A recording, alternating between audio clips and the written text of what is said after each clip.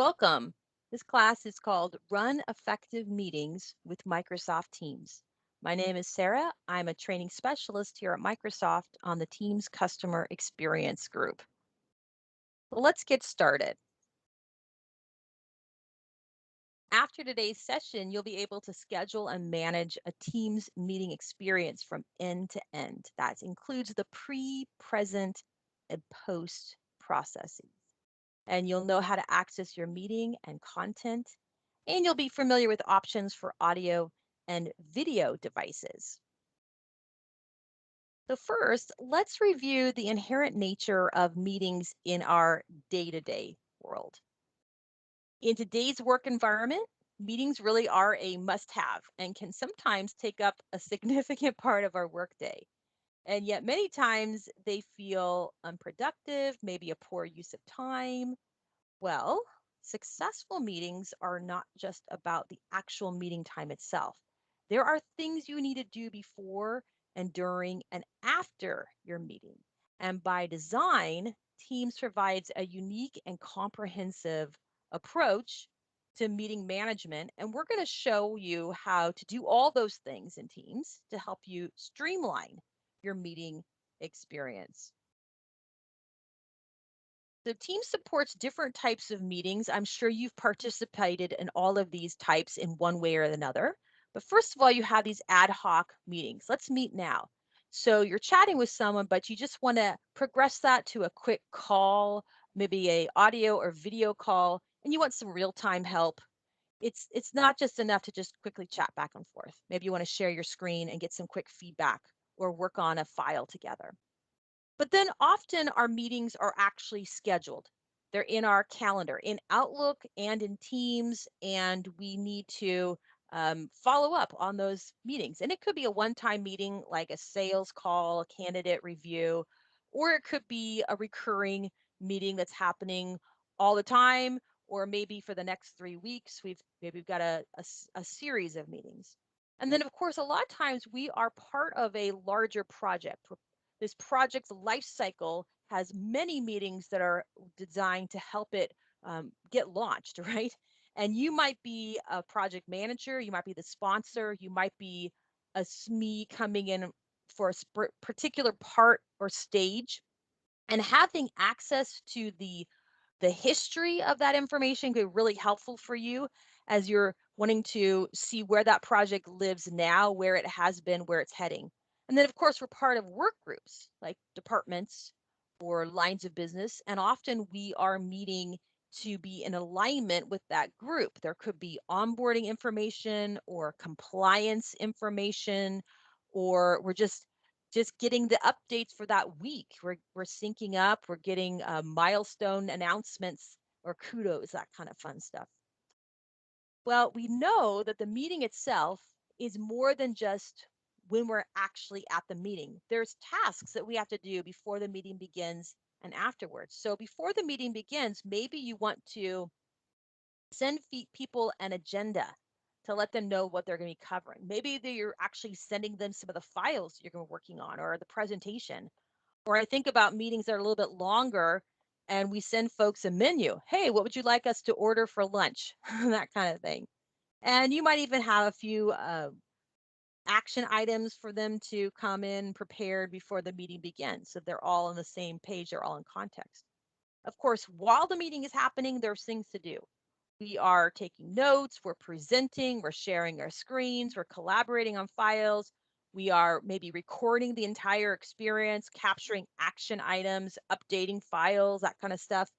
And then, of course, after the meeting, to really be productive, we need to be able to follow back and con- continue on with what we just learned or heard or experienced. So we might want to go back and review those notes or watch the recording or follow up on action items that were set up. And with Teams, all of this information is captured in one meeting area. So we're going to explore how you can access that information and really leverage it to its full potential. All right, so let's go ahead and see this in action. I'm first moving into Teams. And then the next thing we're going to do is we're going to explore how to set up these meetings. We're going to start with these standalone meetings, meetings that are on our calendar. They live in Teams, they live in Outlook. And there's two ways to schedule these meetings. We could set this up through Outlook, or we could set this up through Teams. And I'm going to start with Outlook because I have a hunch that a lot of us actually use Outlook all the time. And some of you might even have Outlook opened right now. So let's go ahead and jump in. And the first thing that we want to do in order to create a meeting is we look for that add-in Teams meeting and we just click on it and there we go. That's really how easy it is. Everything else that you would normally do in Outlook is ready to go. But down below you have a link and you can use that link to quickly open up your meeting. And you also, if have a conference bridge information, if you have the conference plan set up, it's going to automatically be added by this add-in. But now think in mind of all the things that you might do in Outlook. You might want to invite a group of people, maybe a distribution list or an alias. Maybe you're inviting people outside of your network because Teams supports external guests. Your IT would set that feature up. Maybe you have optional folks that are coming that they're on the list. The other thing is a lot of times our Teams meetings are actually in a room. So you might want to schedule a room. Remember, we're connected with Office 365. We're connected with our Exchange. So conference room C, we're going to schedule that room. And often I will have meetings where we are meeting in a physical location, but it's still Teams because there might be people coming in remotely, or even because we want to have a virtual space to manage our work. And of course, with Outlook, we could set up a recurring. Right? So you have an option to make this a recurring pattern. With Outlook, you have a scheduling assistant. Maybe you use Outlook with delegate access. So you might be going to somebody else's calendar first and then turning on that add-in and scheduling on behalf of somebody else. So the big idea is everything that you're normally doing in Outlook, you could do right here. And everybody who gets an invite is going to see it in Outlook and could even join through Outlook, which is really handy for folks outside of your network who might not have Teams set up the way you do. I'm going to go ahead and close this out. Now, the other option, of course, is we could do the scheduling through Teams. So in Teams, over on the far left-hand rail, that purple bar, there is a menu called Calendar, or I might say Meetings, but it has a calendar icon. We'll click on that. And this allows us to see our schedule and we can update and we can have some meetings connected as needed. So at any time, I can actually pop into a time here and just start a meeting. So we wanted to do some quick updates with our vendors that we are reviewing. So we're going to do some vendor reviews. And again, I could set a location. So if I want to schedule a room, I could choose that through location. We're connected with Office 365 and with our Exchange. We also have the repeat feature. So if I wanted to have this as a recurring, maybe for the next few days, we're going to be doing this. Or maybe every week, every Wednesday and Thursday, we'll set this up, right? It's the same logic that you would have in Outlook. For this particular meeting, though, it will not be repeating. We're just going to have it at one time. I'm going to go ahead and invite folks. I'm going to invite Alex. And I'm going to invite Pradeep. And I could actually invite people outside of my organization as well. I could just put that person's email address in here and invite them as well. For the people inside of my network, we do have a scheduling assistant, right? It's the same thing in Outlook. So I can see, are we available? Are we not available? What does that look like? So you have options here. I'm going to go ahead and use that back button and jump back in. And as soon as I send this out, we will all get invites in our Outlook. So Outlook and Teams are connected. They're synced together. I'll go ahead and schedule this. Get a chance to bake here. So I'm logged in as Adele. Adele is the organizer. And just like in Outlook, Adele as the organizer could go in and edit if she wanted to make changes or cancel. You know, there's options sometimes where you have to update your meeting. There's also a link here called meeting options. We get questions about that. The meeting options We click on it. It takes us to a page regarding the lobby. So the lobby is really about who can access the meeting before it begins, before it starts. And by default, only the people in your organization can do that. So if you're creating a meeting and you are inviting folks outside of your network, by default, they'll be waiting in the lobby until you let them in. But you could change that. If you wanted to invite vendors in and you wanted them to be able to come in and join whenever they were ready, you could set that up. So those are some options in there. I'm going to go ahead and close that tab and jump back in. Now, the other thing I want to point out is that this meeting has an option for chat. And we were talking about how the meeting experience is pre, present, post. Before the meeting even begins, you can start the conversation. So that's what we're going to do right now. Okay. Jumping into this conversation, there's nothing here yet, but I want to set the tone. So I'm going to go ahead and send a hello message to folks. And just by doing that, this meeting has been saved. I see now vendor review.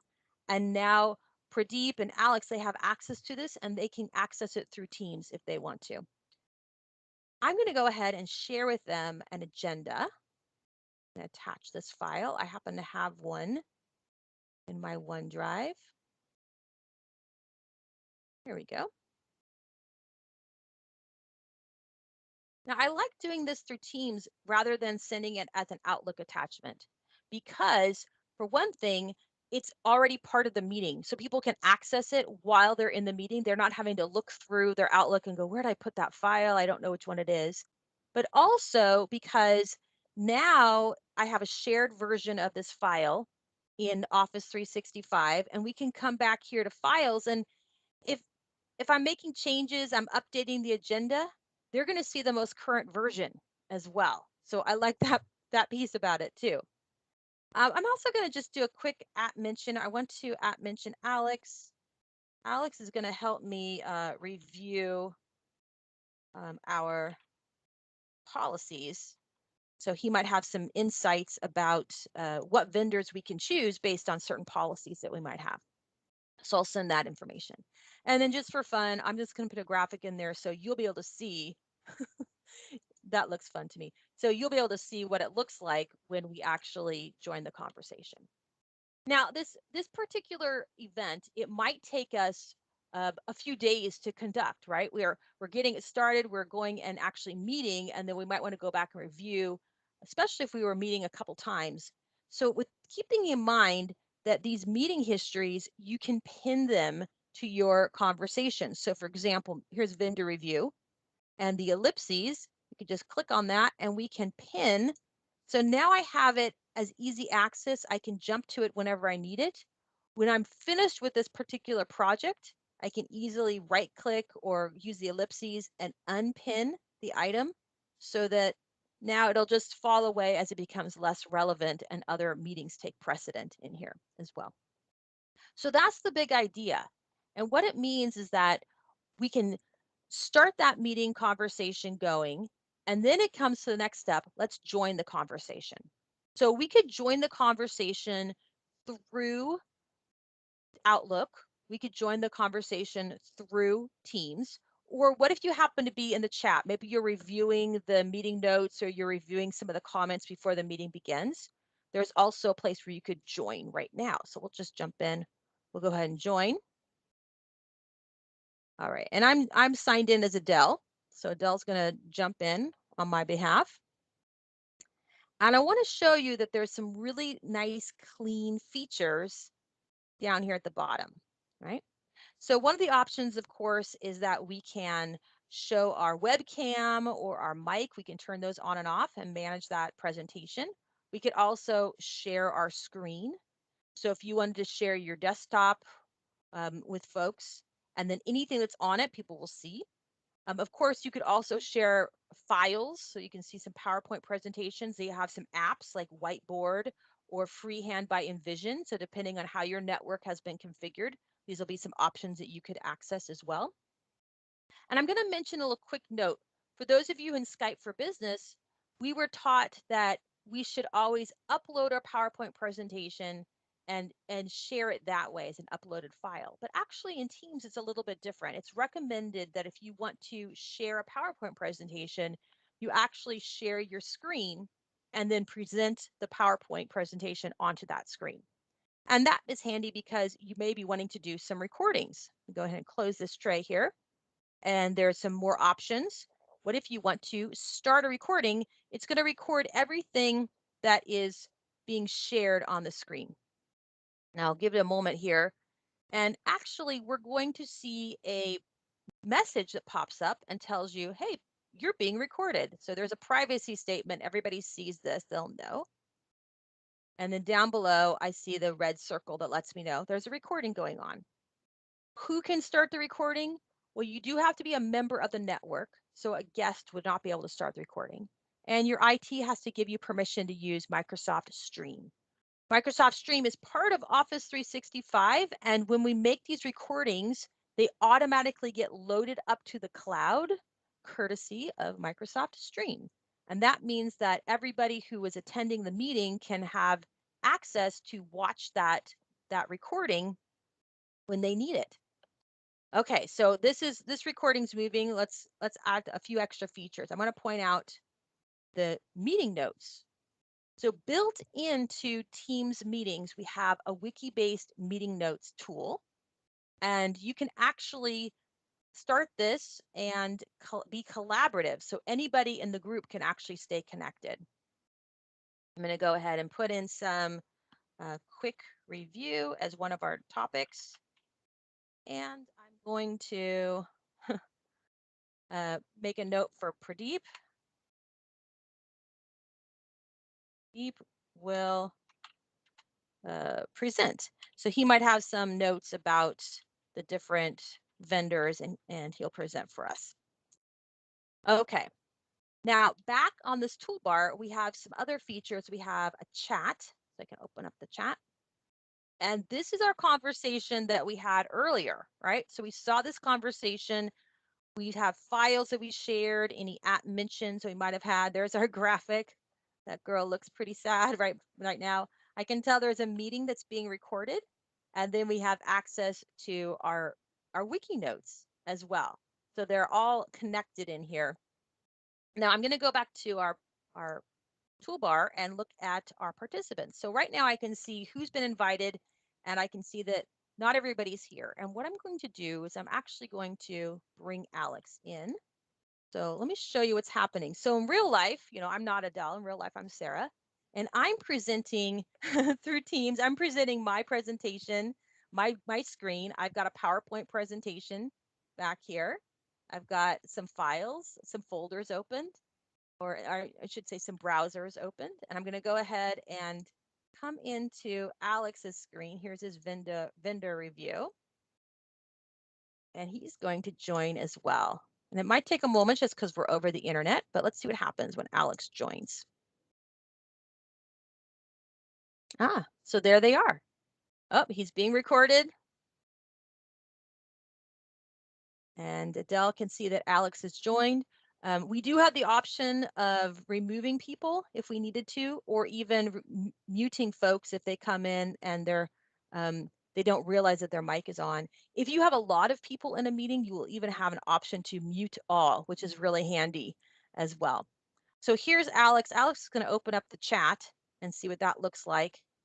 And he can see that conversation. He can see that he's been mentioned, and he can even start commenting or replying to some of these messages as well and staying connected.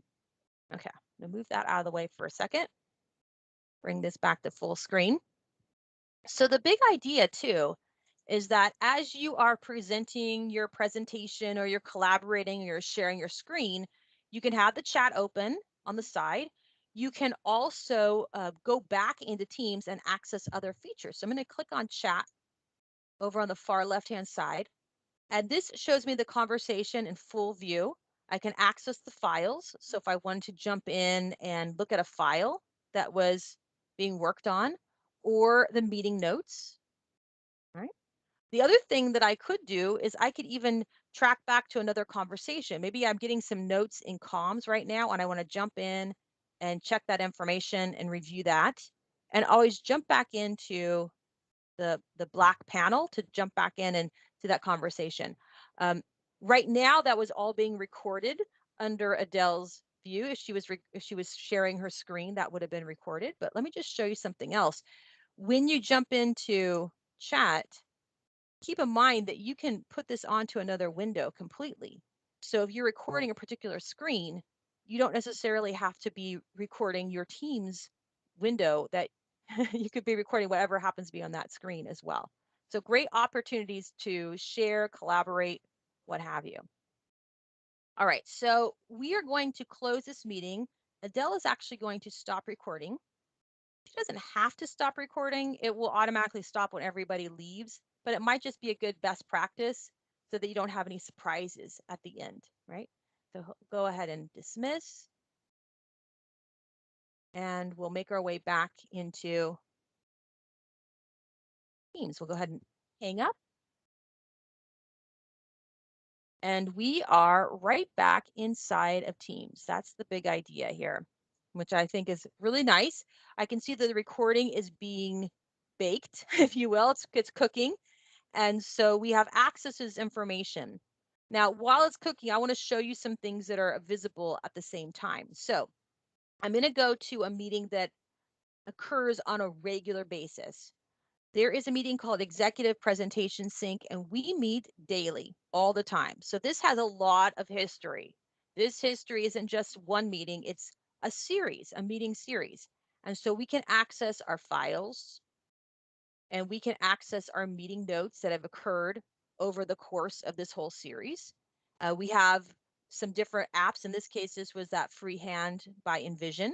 So I could log in and see what we've been working on. It's basically is a whiteboard app. And then of course we have recordings. So any of these recordings that we've made, people in the meeting can come in and click on the thumbnail and play that video.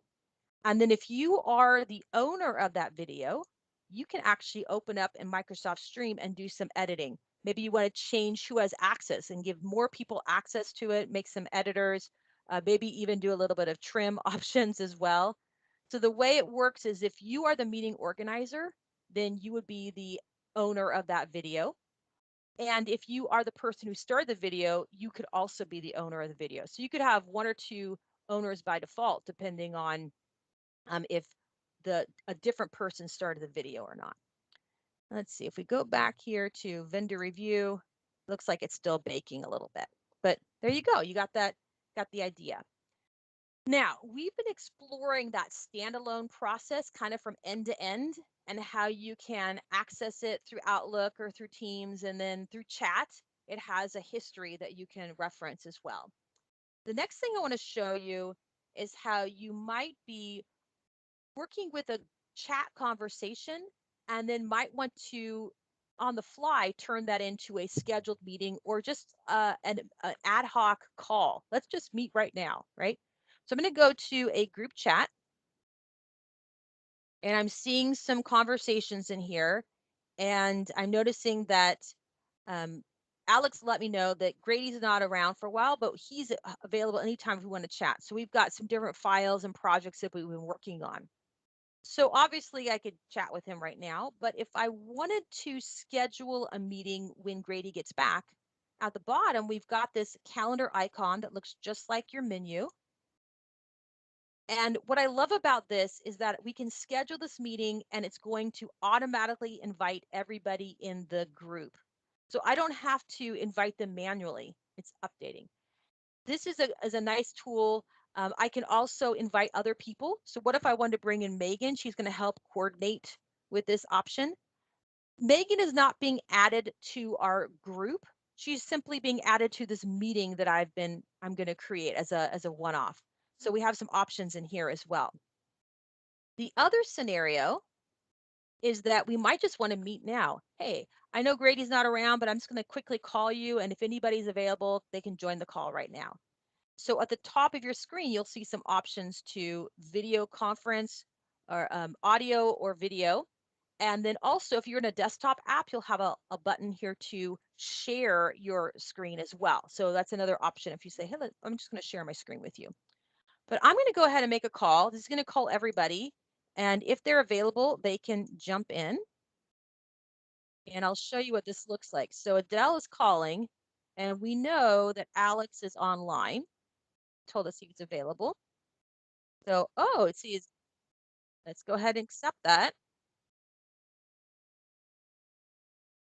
And we'll give it a chance to connect. Takes a moment or so. Oh, there it goes, very fast. Okay, so now they're both connected and we are in the group chat. So this is actually not a official meeting. This is a chat. It's an extension of that chat, if you will. But we have a lot of the same features. So again, we could share our screen. We could record if we wanted to, start or stop recording. We can access our chat feature so we can continue that conversation. Here's a little bit of what's different. Because it's not a meeting, we don't have the meeting wiki notes. So that's a little bit different. But because it's a chat, let's go ahead and expand this chat menu here. Because it's a chat, we have all the different files that might be attached to that chat. So the chat itself has files, and we could even set up different tabs or apps that are part of that conversation. So maybe you're using a OneNote as well. So keep that in mind. And um, otherwise, it looks and feels a lot like a regular meeting. The other thing I should mention is if I went to my attendees and I started to invite someone on the fly, I'm actually inviting this person to the group chat, not to a sidebar meeting. So keep that in mind. You want to bring that person in and have them join your group as well, like on the fly. We'll go ahead and close this out. And that's also going to dismiss it on Alex's side. And there we go. There's our conversation. I even see a log entry that the call was made and ended at that particular time. So one other little shout out is if you are calling a one-on-one chat. So this is a group chat, Alex, Grady, Pradeep. I'm going to go to Alex. This is a private chat just between Alex and Adele. With private chats, you can call them or video, etc. The one thing you can't do though with a private chat is you cannot record that phone call. So if you actually wanted to record the phone call, then schedule it as a meeting, and then you'll be able to have a recording as well. So Teams does see differently private chats, group chats, and meetings. They're related, but they are individual types of form templates, if you will. Okay, so we've had a lot of opportunities to explore these different types of conversations. We have one more big one that we want to explore, and that has to do with our project-based meetings or our group-based meetings. So I'm going to give you some examples here.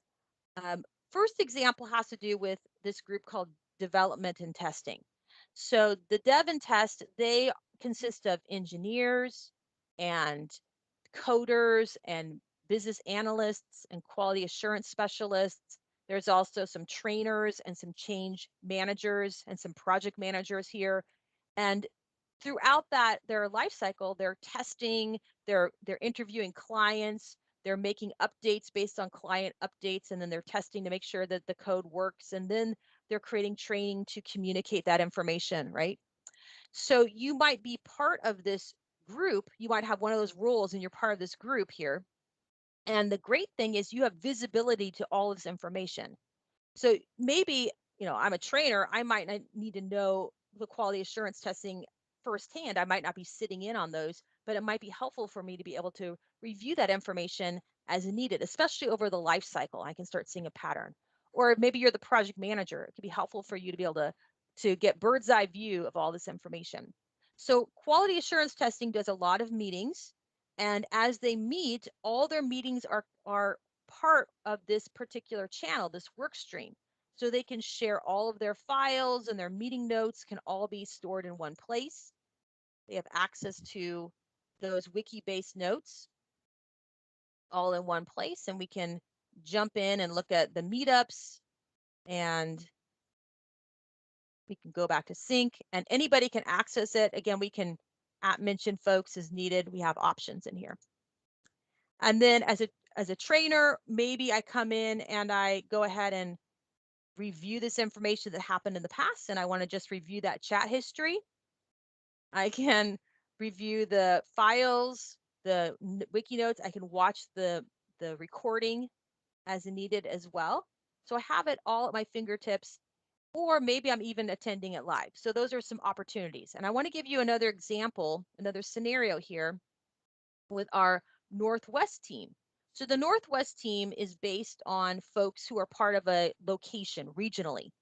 And these people could be all kinds of different roles and departments, but they're all connected within this local area. So we set up some special events for these folks that they can participate in. And some of them are lunch and learns, right? So it looks like the first Monday or the first Monday of every 3 months, there's a special event where you can learn more. Looks like there's one coming up.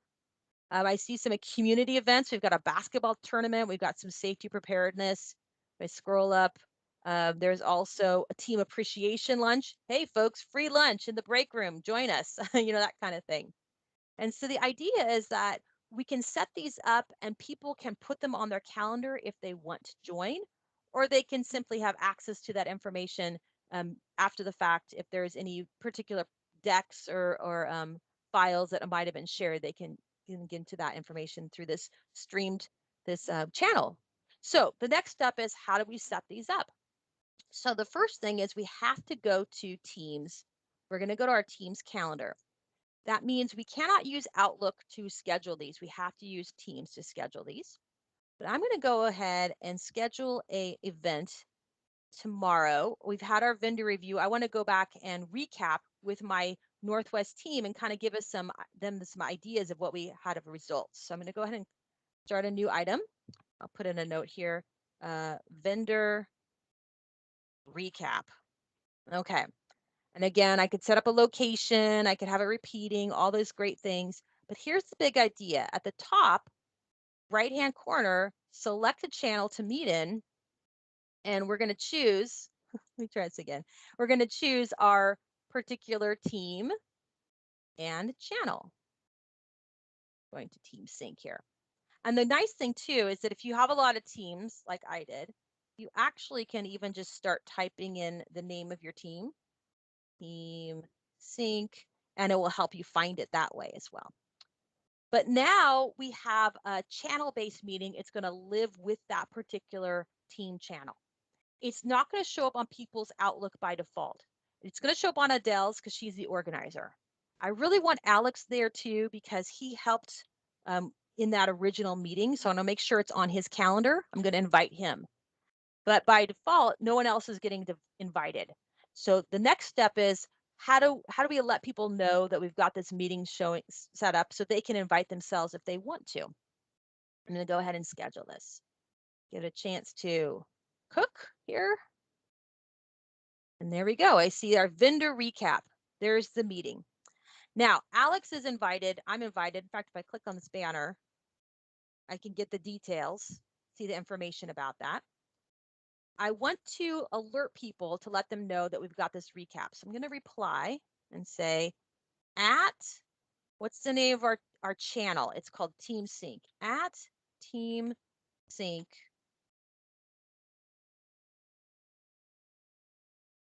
Join us for these updates. Okay. One day I'll learn how to type really well. Okay, so there it is. And now by mentioning the channel, everybody in the team is going to get a notification that there's some updates. When you have your channels in there, you can set your channel notifications, right? And by default, when a channel is mentioned, you're going to get an alert in your feed as well as in the banner that people are connecting to you. Now, if this was really important, maybe someone had hidden that channel and they weren't following it, there is actually a way that you can escalate that announcement. So let's say this was about compliance, they had to be there. You can actually mention the entire team itself, Northwest team. Please be advised, right? And in fact, I could even, to really escalate it, let's go ahead and expand and put an exclamation point in there. So they'll see some really some really big alerts that they are being prompted. And by at mentioning the entire team, you're actually going to make sure everybody gets an alert, even if they have hidden that particular channel. Now, I want to show you what this would look like if you were seeing this information and you thought, oh, I want to add this to my calendar. So we're going to go back to special events. And Alex set up this event. It's a community event basketball tournament. And when Adele clicks on the banner, she can add it to her calendar. And basically, she can invite herself, put it on her Outlook calendar, and be alerted. And here's an example, the safety preparedness training, where Adele actually already did. She added it to her calendar and she has accepted it, and she'll see it just like a regular meeting. So that's the big idea of channel meetings. All right, let's go ahead and recap all of this because there's a lot that we've covered. Let's put it all together. So the first thing I want to show you is one more glimpse of what the meeting looks like, because sometimes our version looks a little bit different from your version. And so here's what you'd be expecting to see in your meeting experience. You're going to have a lot of presentation tools so that you can turn your video on and off. You can share your screen. And then, of course, you can chat and manage folks. But in your more options, it's going to open up a menu with lots of features. We were exploring how you can start recording. There's also going to have device settings. So if you wanted to switch from your headset to, let's say, a conference room speaker phone, you could do that. We also explore the meeting notes.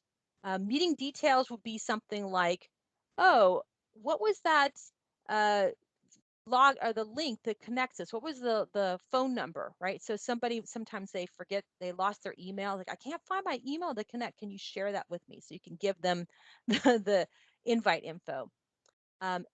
The video with blur, that would be if you are using your webcam and you're presenting, but you might have some information behind you that you do not want to show. So it's going to blur, the magic of technology, everything except for you.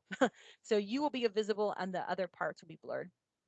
And then the keypad would be if you're using a dial conference call, it's a way that you can connect that way as well. All right. And then to recap, we had different types of meetings. We had the ad hoc meetings. Those would be more like a phone call, and you're just going to meet with someone on the fly. They are actually a chat, and you're taking your chat and you're progressing it to a audio or video call.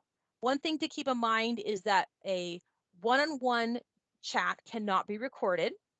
And also, it's not a meeting, so it doesn't have wiki-based notes, but you could use other tools like OneNote or Word or Excel or whatever to take those notes instead. And most of our meetings that we think of are actually these scheduled meetings. They're in our calendar, they live in Outlook and they live in Teams. We can access them through Outlook or Teams, and they could be a one-time, they could be recurring. And if we're using Outlook, obviously we have extra features like alias and delegate access.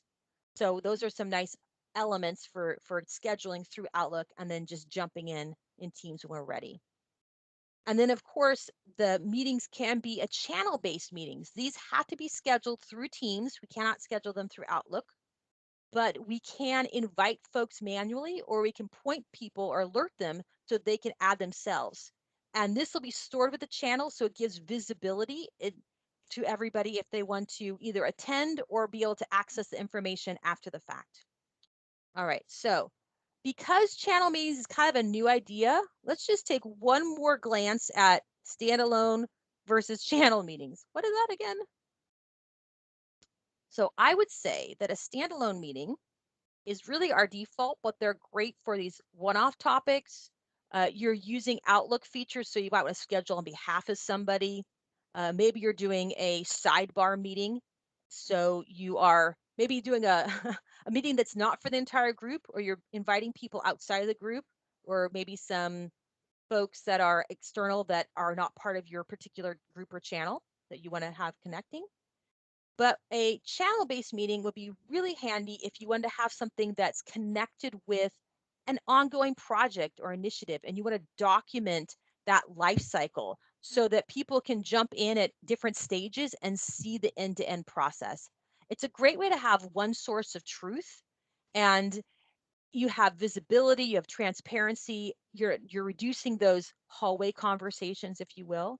And if you think about it in terms of a work group, this is going to be a great way to have information for onboarding and for compliance and for announcements. So it's all in one place and people can stay up to date on what's current for that particular group.